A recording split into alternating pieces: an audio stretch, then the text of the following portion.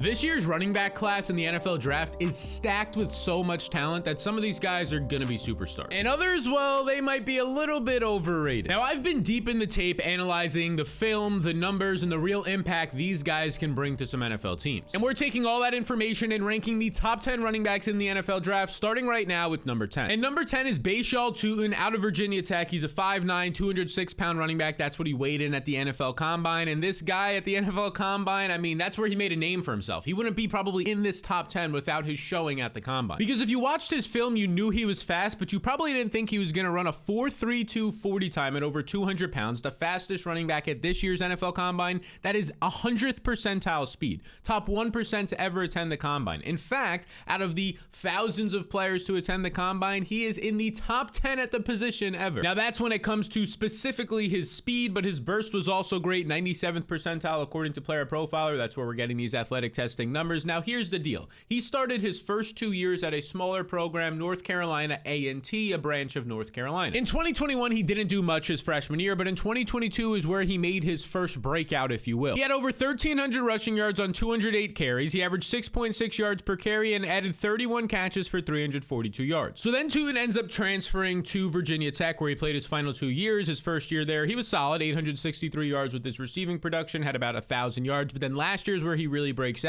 183 carries, over 1,150 yards. He's having elite yards per carry, over 6 yards per carry. He adds another 20 plus receptions per season here. Now, the interesting thing was in his final year, look at this. He has 22 catches, only 79 receptions. I mean, he's barely averaging 3.5 yards per catch, which is very weird. It's very strange. If you watch the film, a lot of these receptions come at or behind the line of scrimmage, screen passes, and a lot of them are blown up, which kind of explains why he wasn't getting a lot of yards. Now, in terms of the positives of his game, when I went through and watched the film, his home run hitting ability is off the charts. He's a reliable pass catcher, and he's great at embracing contact. And an underrated skill that not many people talk about is he is indeed dangerous as a pass catcher. And this dude hits his top speed, his elite speed, like we just showed you, really quickly. Now, there are negatives to his game. He needs to be developed in his pass protection. His lateral ability is not nearly as good as his north-south speed, and he does have some ball security issues. He had 8 fumbles at Virginia Tech. Now, in terms of where he's going to land, and it should be noted that he ended up dealing with an ankle injury that changed his play last year. It was kind of noticeable. He's expected to be about a 4th round pick. Wouldn't be shocked if he went in the 5th round.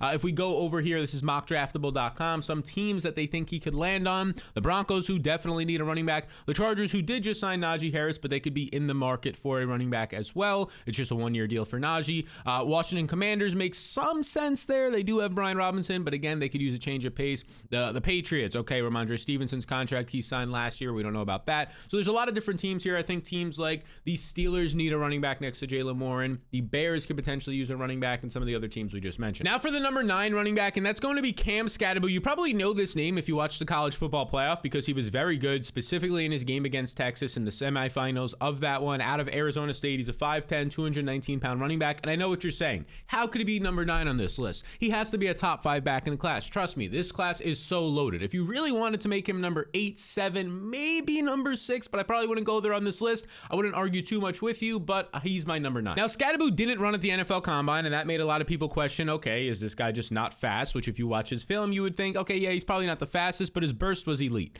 89th percentile burst. And look at this right here. Just in terms of his college production, a 14.4% target share for a running back is insane. It's impressive. A 40% dominator rating, meaning that he had about 40% of his team's offensive production, is 93rd percentile. All those magic and all those nerdy numbers just basically mean he's a top 10 producer of all time in college football at the position. And last year is where it really all came together for him. As you can see in 2023, okay, he had an okay season, 164 carries, 788 yards, but he really breaks out in his senior year. An absolute workhorse, 293 rush attempts, over 1,700 yards. You scroll over to what he was doing in the receiving department, even better, 45 receptions for 605 yards. He was second in the college football overall landscape in receiving yards amongst backs. He was second in rushing production. Overall, he totaled over 2,300 yards, was a top 3 producer in college football. And as I mentioned, you probably remember his production from the college football playoff, where against Texas, the game goes into multiple overtimes. He has 30 carries, 143 yards, 2 touchdowns on the ground. Okay, that's just what he did on the ground. He then leads the team with 8 catches for 99 yards, including a long 62-yard 6-yard reception. Okay, that's just what he did as a receiver. Let's not forget that in this game, Cam Scadaboo threw a 50 or a 42-yard touchdown pass as well. He contributed literally everywhere he possibly could. They ended up losing the game in an all-time classic performance against Texas. Both teams played great, 4th down conversions. Everything was amazing, and so was Scadaboo. Now, in terms of where this guy specifically wins when I watched his film, he's a powerful runner who has amazing pad level and consistently gets an extra 2 to 3 yards by falling forward. He is a great receiver, one of, if not the best in all of college football last year at the position, and he has a fiery play style with amazing energy. So after everything I've already told you, you're probably like, why is this guy not number 1 on this list? Why is he not in the top 5 at least? And that has to do with some of the downsides to his game. Well, the speed is a big one. There's a lot of questions around if he even has NFL speed if he didn't test at the combine. He needs to improve as a pass protector. His workload in college could be a little bit concerning in terms of future injuries, and he had some ball security issues with 10 fumbles in 3 seasons his last couple of years. Now, in terms of where he could end up, he's being mocked right now as a 3rd, potentially a 4th round pick, depending on where you're looking. Mock Draftable has him as a 3rd round pick. I think the Browns, the Raiders, the Steelers could all make sense. Let's see where he's been mocked lately. You can see the Steelers. The Steelers make a lot of sense putting this guy next to Jalen Warren's Steeler football style of play as well. I don't think the Vikings make sense anymore after getting Jordan Mason in a trade. The Bears make some sense if they wanted to put him next to DeAndre Swift in terms of those players' skill sets. Now, I just want to point this out, though. This is a 0-star recruit in Cam Scadaboo who ended up placing in Heisman voting with 3 Heisman votes for first place. That's crazy. All right, now let's get to the number 8 running back on this list, and I want to talk about DJ Giddens out of Kansas State. DJ Giddens is a 6-foot, 212-pound running back who was one of the most improved college players in the entire landscape, and definitely at the position in 2024. We'll get into that in a second, but at the NFL Combine, there were some questions around how fast he will be. Will he run in the 4.5s? Not at all. He runs a 4.43 40 time. This class in general is elite. It is very fast. That's top 10%. His burst was great. It was off the charts. 95th percentile is top 5%. Now, in college, like I said, he was massively improved last year. He played all 3 seasons at Kansas State. Let's take a look at what he did. In 2022, he doesn't do much overall. And then in 2023, he has a lot of production. Over 1,200 rushing yards. He follows that up in 2024 with over 1,300. When you look at his receiving production, he's having solid years as well. He's averaging over 11 yards per reception every single year here. 21 and 29 catches the last couple of seasons. You put this all together, and this guy's averaging like 1,500 yards per season the last 2 years. He's every single year averaging 5.5 to 6 yards per carry. He's extremely efficient. He's a good pass catcher. He produces everywhere, and he has the athleticism. And then I took a look at his film, and I started to like this guy even more. Like in most draft classes, this one is so loaded, he would be a top 5 running back in like the last 3 to 4. He's developed elite vision over the years, and he's improved every single year in his abilities. He's a real dual threat. He has a great frame at 6'1" and 212 pounds, and his lower body strength is incredible. He had 69 missed tackles forced last year in college. Now, I do think he's kind of underrated in terms of his availability. The guy just doesn't get injured, and he's also a pretty decent pass protector. Now, in terms of where he'll get drafted in the 4th round, now you might be saying, okay, Sal, what about the negatives? You said negatives for all these other players. Honestly, like when I look at some of the negatives, maybe you can say the competition level he faced, but that's not really his problem. And then another negative I've written down, a high pad level when running, which is a thing. Like you don't want to have that, but we've seen a lot of NFL runners succeed with that style, but he's probably just going to get worked on once he gets with some NFL coaches. So as I was saying, on Mock Draftable, 4th round pick, I think he could land on the Bears. I think the 49ers could make some sense after they traded away Jordan Mason, and the Cowboys, who definitely can use a running back after all they have right now is Javonte Williams. And you can see right here, he's being mocked to some teams that need running backs. I mean, all of this makes sense. Yeah, the round 3 to the Cowboys makes sense. Round 4 to the Steelers, I could definitely see it. Round 3 to the Broncos, can definitely see that. And then you see the Raiders. All these teams are running back needy. Some of these are obvious options, and I named some of them, so we can move on here. DJ Giddens, number 8, highly talented back. He's going to go underrated in this draft class. And another guy who's in the exact same bucket as him, as a guy who's going to go underrated, is RJ Harvey out of UCF. He's a 5'8", 205-pound running back, and this 205 pounds was massive. A lot of people thought he would come in small in the 190s. He clears over 200 pounds, and you might be saying, okay, well, maybe he just gained some weight so that he could look good at the combine, drank a lot of water, maybe, but he also ran an extremely fast 40 time, so probably not. Harvey ends up running a 4.4 40 time, one of the fastest in this class. He ends up going out there and actually takes on the bench press with 16 reps. Good for him. I mean, it wasn't anything elite for his size, but nobody's doing the bench press these days, so good for him to go out there and show that. 89th percentile burst as well, so all that was solid. Now, here's the amazing thing on what this guy was in college. At UCF, so the level of competition you might want to question a little bit, but over his last 3 years, all this guy did was produce. He averaged over 6 yards per carry every year, averaged 20 yards per season as well. You can see the production in 2022, 796 yards. Then he breaks out in 23, over 1,400 yards, over 1,500 yards in 2024. You scroll over to his receptions. When you're including in his receiving production, he's having a 1,600-yard season with this receiving production here. He's having over, a 1,700-yard season with this receiving production last year. The guy was an absolute beast. Last year was his best season overall. He's putting up almost 18 or over 1,800 total yards while averaging 6.5 yards per touch. And when you watch this guy's footage, it's hard not to like him. I kind of group him and DJ Giddens in like this sleeper category for guys who can be NFL superstars, but nobody's talking about them. He has some of the best lateral quickness and jukes in this class, and his X factor is that he's consistently creating extra yards. His lower body strength is impressive. The vision and patience is all there, and he's a proven pass catcher the past 3 years. Now, the reason why he's not higher up on this list, well, let's get to some of the negatives. He always seems to be looking for the big play and not taking the easy yards. He's a liability in pass protection, and he could be better with his contact balance and breaking tackles in short yardage situations. Not to mention, he's also 24 years old. He's a little bit of an older prospect. Now, I don't think this matters as much if a team's really not signing running backs to their second-year deals anymore. So if you drafted him in the 3rd round, you got your 4 years out of him. Now he's 28. Fine, you're going to go draft another guy. So I don't think it's as important, but he is a little bit older compared to some other 21, 22-year-olds in the class. Right now, Harvey's probably going to be one of the guys in this video who probably goes the latest. I assume he'll be a late 4th, early 5th round pick. Maybe a specific team will reach on him, especially after what he did at the NFL Combine looking good.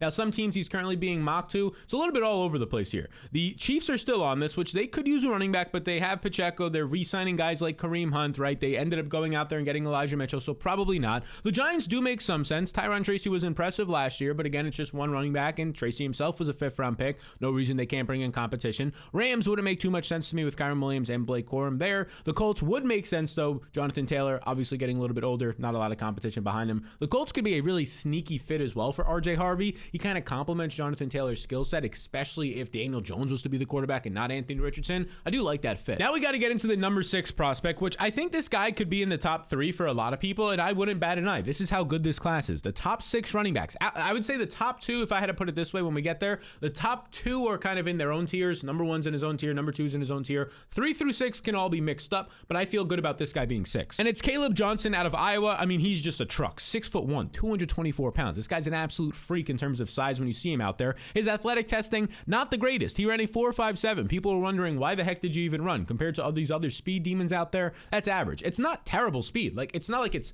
not NFL speed. He didn't run a 4.8. He ran a 4.57 at 220 plus pounds. That's fine speed. And let's just take a quick look at these numbers down here. His college dominator, he had 49% of his team's college production. That's 99th percentile, top 1% of all time. He was basically Iowa's team, and you're about to see why that's the case. You want to talk about improved players? From 2022 to 2023, Iowa stunk. He wasn't the greatest, right? He ends up playing 10 games in 23, only 463 yards. Then he gets a new coach. He gets a whole new system. They put the offense on him. In 2024, in 12 games, 240 carries, career high, 1,500 rushing yards, over 1,500 rushing yards. He goes from averaging 4 yards per carry to 6.5 yards per carry. Just like that, this dude, Kaleb Johnson, is a stud. And it doesn't stop there. He says, oh, I only had 7 total career receptions my first 2 years. Let's just go out there and get 22 receptions and prove to the NFL that I can also catch passes on a 10% target share, which if you're not familiar, a 10% target share, if you're a running back in college and you're hitting like a 6-7% target share, that's good.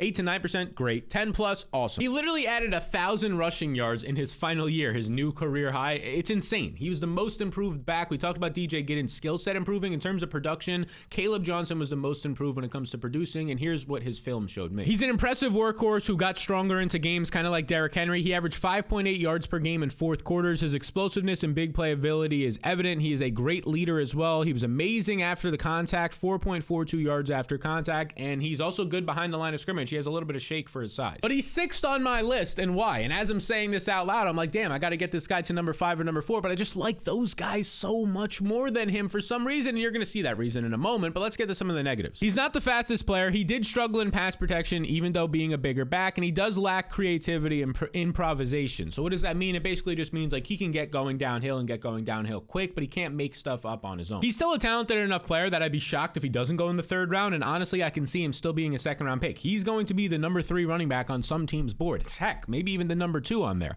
I think if he landed on the Chiefs, that'd be sick. I know Pacheco's there. If he landed on the Dallas Cowboys, if Kaleb Johnson goes to the Dallas Cowboys this year and his only competition is Javonte Williams, Kaleb Johnson is going to earn 250 carries, 300 plus touches for the Cowboys. He's going to be a top 24 fantasy running back right off the rip in drafts, and that could be the best fit possible. Okay, beautiful people, are you ready for the top 5? We're going to start the top 5 with Dylan Samson, who not a lot of people are talking about. He's 5'8", he's 200 pounds, and here's the big reason why not a lot of people are talking about him. You look at the NFL Combine, he doesn't run at the Combine, which baffles people. He shows his burst 66 percentile, nothing elite there. So a lot of people are like, this guy, if you watch his film, if you know anything about Dylan Samson from Tennessee, he's known for being explosive and fast. Why did he not run at the Combine? Well, here's my theory, and I think it's pretty obvious. Like, a lot of people were like, this guy's probably 185 to 190 pounds. He weighs in at 200 pounds. So I think Dylan Samson was putting on a lot of weight. And I don't think it was just water weight. I think he was specifically bulking to hit this 200-pound number so that he didn't look like a red flag being under 200 pounds. And now I think he's trying to lose some of that weight, get back down 5 to 10 pounds lighter so he can run at his pro day and run in the, reportedly, he runs 4.3s according to his high school tape. Now, what makes Samson compelling is that he's one of the youngest prospects in a loaded draft class, and what he did last year was impressive at Tennessee.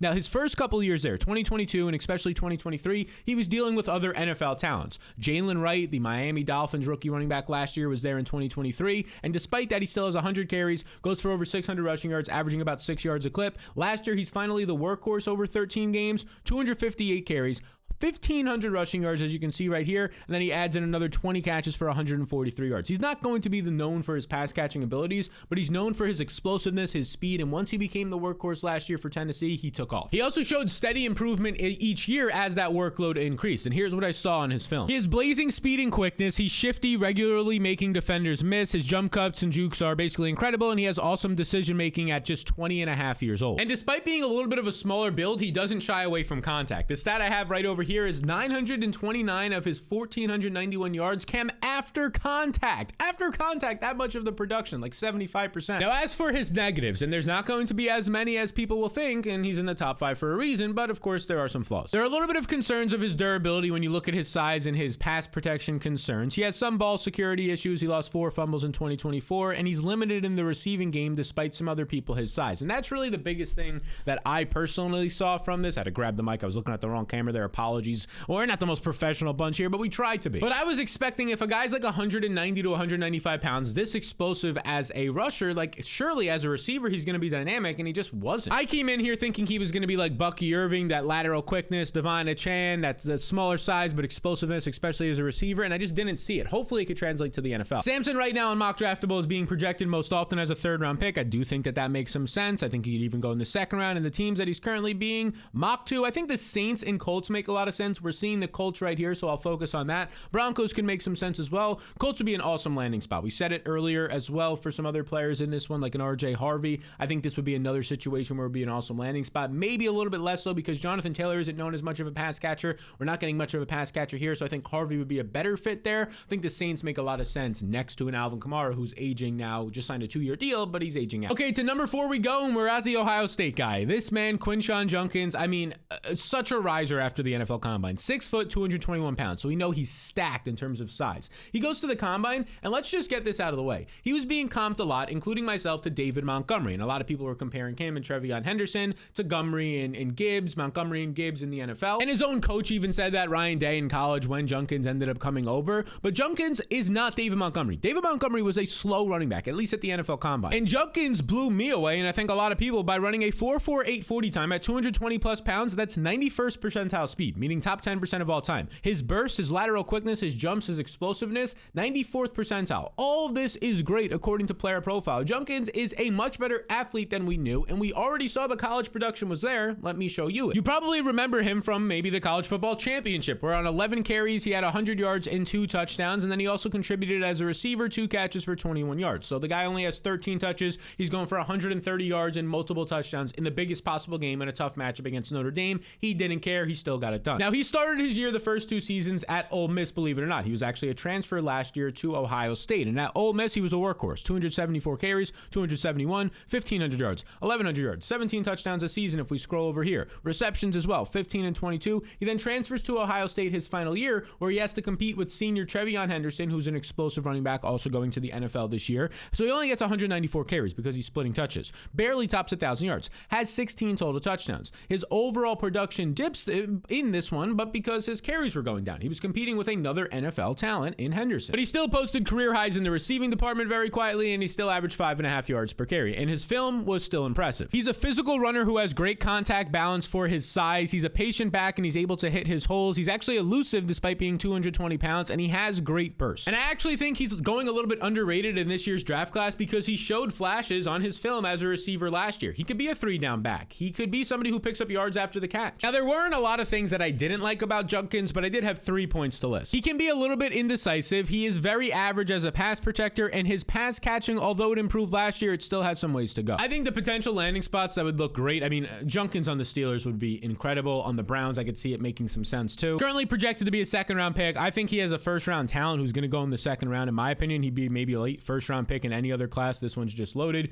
You can see some other people are mocking him, so the Broncos make sense. The Vikings, I think this just might be a little bit delayed here. Like, that doesn't make any sense now that Jordan Mason is there. The Steelers make sense. So yeah, I think the Steelers would be the coolest landing spot from one Quinshon Judkins. A player who you can think of as the more athletic David Montgomery, a player who had 1,000+ rushing yards each of his last 3 years in college. Now, before we get into the top 3, I just wanted to say, if you want to stay ahead of your fantasy league mates, I know it's the preseason, the season hasn't even started yet, but if you want to stay ahead of your fantasy league mates in just 4 minutes per week, click the link in the description or the QR code that will pop up on the screen in the next screen to just sign up right here. It's completely free to my newsletter. Over 40,000 people are getting smarter every single week, not only for fantasy, but the NFL, their teams, whatever it might be. The QR code's on the screen. Just 4 minutes per week, even less some weeks, and you'll be staying ahead of your league mates all off season and during the season as well. It's completely free. Go in there with the other 40,000 smart fantasy players. So the top 3 we go, and we name dropped them earlier. The other Ohio State running back here is going to be TreVeyon Henderson, a 5'10". He's 202 pounds, so he clears that daunted red flag 200-pound number. We don't think that, but a lot of people do.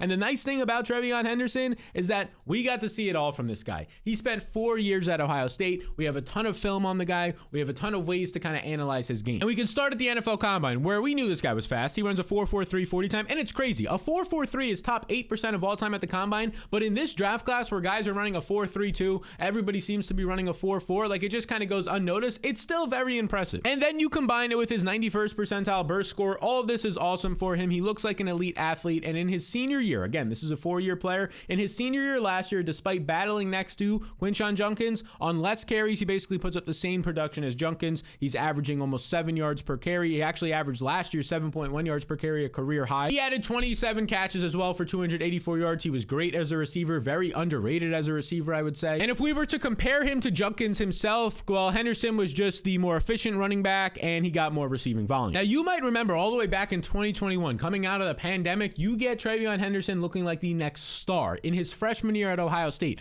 184 carries, over 1,200 rushing yards, 19 touchdowns, averaging 6.8 yards per carry. Adds a career high still to this day, 27 catches and 312 receiving yards. So the guy is coming out here and putting up 1,600 yards in the Big Ten. As a freshman, it's only going to go up from here, but then it didn't. Because he followed that up with a couple of injury-ridden seasons where he only plays 8 and 10 games. He never got going again, although his efficiency remained high, 107 attempts for 571 yards. He's averaging still over 5 to 6 yards per carry. He just couldn't stay on the field to produce the same numbers. And when we talk about the negatives to his game, that will be one of the big ones. He missed a chunk of games in 2022 and 2023, like we just said. He strays away from taking the easy holes for trying to find the bigger plays, and he has not matched his freshman year production. But honestly, a lot of those kind of just go hand in hand. He didn't match the freshman year production because of the injuries. The injuries weren't like anything devastating, but he still did get banged up, which does make sense. We're an explosive player getting a lot of touches. So I'm not as down on those negatives. It's basically just health concerns, durability concerns. Okay, he's put on some size. Maybe he can put on some more. But what about the positives to his film? This dude is the most explosive back in the class, and his change of tempo is elite. He is a home run, big play ability. He is powerful for his size, and he's a reliable pass catcher with elite acceleration. And oh yeah, let me remind you, the pass protection on this 202-pound running back is arguably the best in the class. He is an elite pass protector, which is going to get him drafted in the 2nd round. Oh my goodness, I almost lost my breath there. I got so excited. TreVeyon, if your family's watching this and all that, that's how much I like you, my guy. 2nd round, I think he's a 1st-round talent as well. He's going to go early in the 2nd round. And where could he possibly land? I mean, I think the Raiders make a lot of sense for him. I think the Broncos and the Browns Browns make a lot of sense. You can see those teams popping up right here. I mean, if he goes to the Broncos, incredible. If he was to go to the Chargers, you go behind that good offensive line with that coaching staff, with Justin Herbert, Najee Harris as the bruiser, TreVeyon Henderson's coming in for 15 touches per game, and the Bucky Irving role, if you will, last year. This could be exciting for fantasy and for real life. Okay, let's get into the top two.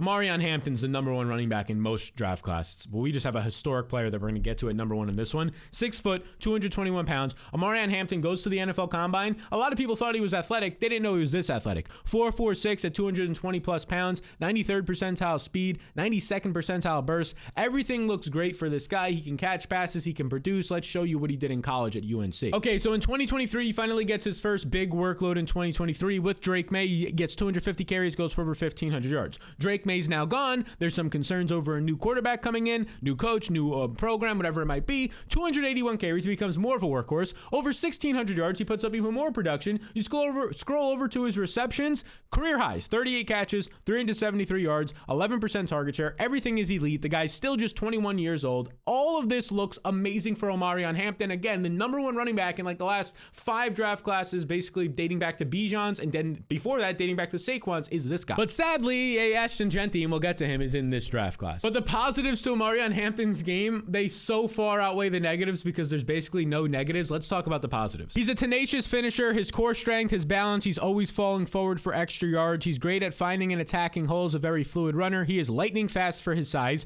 He has great hands. He's a 3-down back, and his contact balance is awesome. That's a lot of positives. That was some really good film we just watched, and I watched for a couple of weeks because I just kept rewinding it. And the negatives, they're honestly not even there. Sure, his pass protection could use development, but we could say that for basically anybody in this class. And he struggles with some highlight plays, but honestly, I don't care if he's not having highlight plays if he's consistently getting me 6 yards a carry. I think Omarion Hampton goes at the end of the first round. I think he can go as high as the Steelers pick, around pick 20. At the latest, he's going to go early in the second round, but the Steelers make the most sense here. If they want a running back with their top 20 pick, they're going to be picking Omarion Hampton. Ashton Jeanty will be off the board. The Steelers and Broncos are the two teams I had written down. That's who everybody has here. I think the Raiders make some sense as well. I just don't know if he'll be on the board by the time their second pick in the draft rolls back around. All you have to know about Hampton is that this guy has basically no downsides. He's a producer. He's athletic. His film looks awesome. He's just great. But the problem for him, he can't be the number one running back in this draft class because Ashton Jeanty at 5'9", 211 pounds, Ashton Jeanty out of Boise State, the junior back, is one of the greatest college prospects we have ever seen. He's coming off of a Heisman-worthy season where he finished second in the Heisman voting because he had 374 carries. That's not a typo. 374 carries. 2,600 rushing yards. That's not a typo. You add in his 23 receptions for 138 yards. This guy had almost 2,800 total yards. In fact, his 2024 was so productive, it was second all-time behind only Barry Sanders in rushing yards in a college season. He was second with just 27 yards behind him, meaning that he had more rushing yards in a season than guys like Saquon Barkley, Jonathan Taylor, Derrick Henry. I mean, we can keep scrolling. I'm looking at the list here. Let's keep scrolling down this list. LT, he had more yards than Matt Forte, Ricky Williams, Chuba Hubbard, Larry Johnson, all these big to solid names. And oh yeah, he had 374 carries, and you might be saying, oh, he averaged 5 yards per carry. He averaged 7 yards per carry despite having a massive workload. This guy is mind-boggling. And when you watch his film, you know that it's not just all fluff and big workloads. He's legit. His standout trait is his contact balance. He bounces off defenders like a bowling ball. He's a proven workhorse with 64 more carries than anybody else. He has breakaway speed, elite vision, and an amazing pad level, and he drives his legs awesome. He's so good at so many things that I had to list like some other things that he just was like slightly worse at, but they're not negatives. And I have his pass protection and showing his receiving ability as a 3-down back. Like those are still really good pros to his game. I can't even spit it out. I'm so excited, but it's just kind of like underrated aspects, I would say. Now, as for the negatives, for a guy who's a generational talent, he's number one on this list. You know, there's not going to be a lot, but there are some things I can point out. Maybe some people are concerned with his workload in college, 400 touches last year leading to injuries, and his route tree as a pass catcher could be a little bit more polished. These are things I could say for basically any college running back of all time that's getting a big workload. Now, I personally want to see him land with the Dallas Cowboys. I think now there's teams like the Raiders in the top 10. Yes, he's going to be a top 10 pick. The Broncos, if he lasts to that pick. The Bears are even questioning maybe taking Ashton Jeanty. He's going to be a first-round pick. He's being mocked as a 7th overall pick. Makes a lot of sense. He's arguably the best prospect in this entire draft class. Yes, the best, right up there with him and Travis Hunter and the Penn State tight end Tyler Warren. The Raiders at 6, a lot of people are saying. The Cowboys at 9, the Bears at 10. These all make sense. I don't think he's getting out of the top 10. Like the Broncos would be a nice pick, but you're not even listed here because I don't think they're going to be on the board, and they're probably not trading up for a running back. So expect to see Ashton Jeanty Vincente being the workhorse running back for either Pete Carroll and the Raiders or the Dallas Cowboys, and that's going to be awesome. So these have been the top 10 running backs. We just ranked these guys right now. There's going to be some other videos popping up here, overrated players from free agency, but later on in the week, we're going to be talking about the wide receiver version of this video and then some overlooked prospects who didn't make this list, but they're going overlooked at the running back and wide receiver position. I appreciate y'all a ton. If you want to get in on that free newsletter that over 40,000 other smart fantasy players are using, it just takes 4 minutes a week to stay ahead of your league mates. You can scan the QR code on the screen or click the link in the description below.